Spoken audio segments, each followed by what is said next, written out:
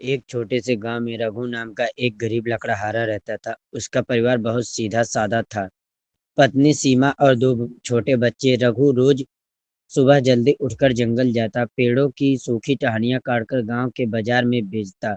उन्हीं पैसों से घर का गुजारा चलता। मेहनत और ईमानदारी ही उसकी पहचान थी।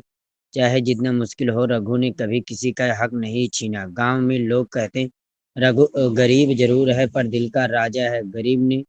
गरीबी ने उसके शरीर को थका दिया था, पर मन अभी भी उम्मीदों से भरा था। उसे विश्वास था कि मेहनत करने वाले कभी भूखा नहीं मरते। एक दिन सुबह सुबह जब सूरज की किरणें पेड़ों की पत्तियों से छन रही थी, रघु अपने पुराने कुल्हाड़ी को लेकर जंगल चला गया। रास्ता लंबा और सुनसान था। हवा में ठंडक थी और पक्षी मधुर आवाज में गा रहे थे।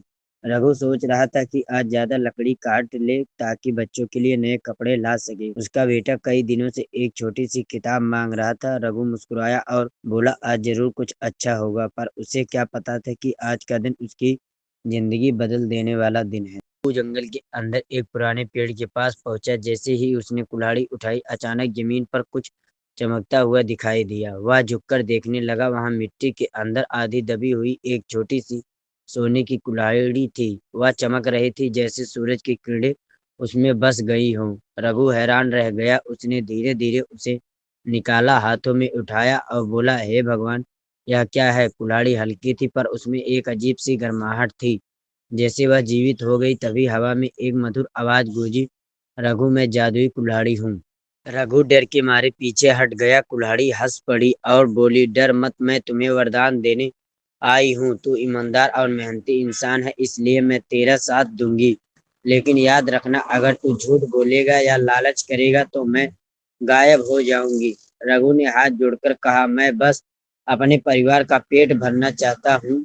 मुझे धन धन दौलत नहीं चाहिए। कुल्हाड़ी बोली, तेरे जैसे लोग ही सच्चे मालिक हैं। इसके बाद जब रघु ने उस कुल्हाड़ी से पेड़ पर वार किया तो एक ही चोट में सूखी टहनी साफ कट गई। लकड़ियां पहले से कई गुना ज्यादा मिलने लगी।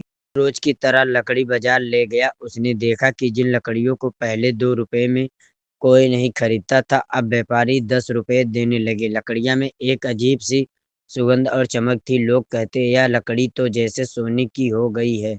धीरे धीरे रघु की कमाई बढ़ने लगी। उसने घर की छत ठीक करवाई, बच्चों के लिए कपड़े और किताबें खरीदी, पर उसका मन अब भी वैसा ही विनम्र रहा। वह रोज कुल्हाड़ी को मंदिर में रखकर धन्यवाद देता। गांव में लोग उसे भगवान रघु कहने लगे, पर रघु कहता, भाग्य नहीं, ईमानदारी साथ देती है। उसका पड़ोसी भोला बहुत लालची था। उसने देखा कि रघु अब पहले से ज्यादा कमाता है।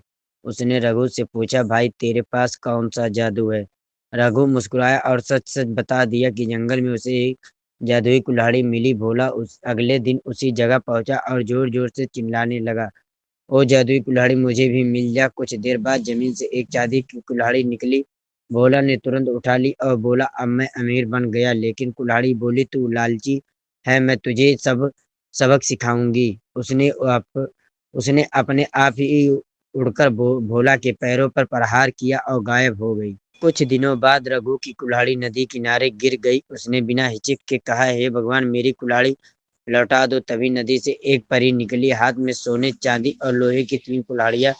परी ने पूछा, कौन सी तुम्हारी है? रघु ने झुककर कहा, मेरी तो लोहे की पुरानी कुल्हाड़ी थी। पर मुस्कुराई, तेरी ईमानदारी देखकर मैं तीनों कुल्हाड़ियां तुझे देती हूँ। रघु ने मना किया, मुझे बस अपनी पुरानी कुल्हाड़ी चाहिए। परी ने कहा, तेरी यह सच्चाई तुझे अमीर बनाएगी, और तीनों कुल्हाड़ी उसके पास छोड़ दी।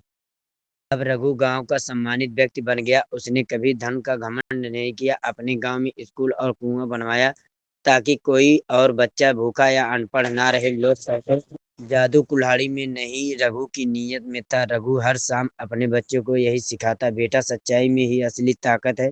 झूठ और लालच में कभी सुख नहीं मिलता। जादुई कुल्हाड़ी अब भी उसके घर के कोने में रखी थी। एक प्रतीक की ईमानदारी सबसे बड़ा खजाना है। और इस तरह रघु की कहानी पूरे गांव में मिसाल बन गई, एक गरीब सच्चे इंसान की जिसने अपनी ईमानदारी से जादू को भी छुपा दिया।